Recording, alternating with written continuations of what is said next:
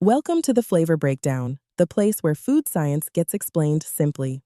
That iconic stretchy cheese pull isn't just satisfying to watch, it's a clue to the molecular teamwork inside every melt.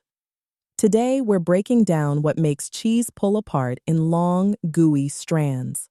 How milk proteins, melting behavior, and moisture all work together to create that perfect moment. When you lift a slice of pizza, the cheese stretches into long, glossy ribbons that cling to the crust before finally snapping. Some pizzas give you dramatic, elastic pulls, while others barely stretch at all.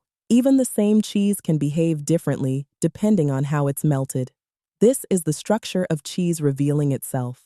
Cheese stretches because of casein proteins, long, flexible compounds that form a network during cheese making.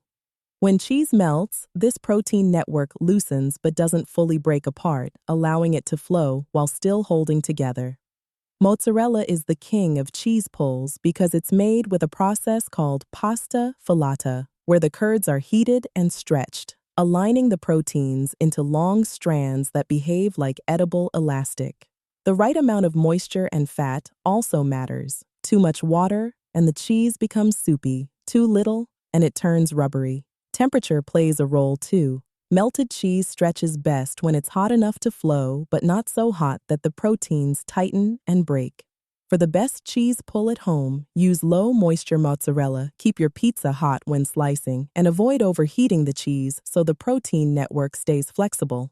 Fresh mozzarella stretches less due to its higher moisture content, which makes the protein network looser. Great for flavor, but not for long, dramatic pulls. Like and subscribe for more food explained simply on The Flavor Breakdown.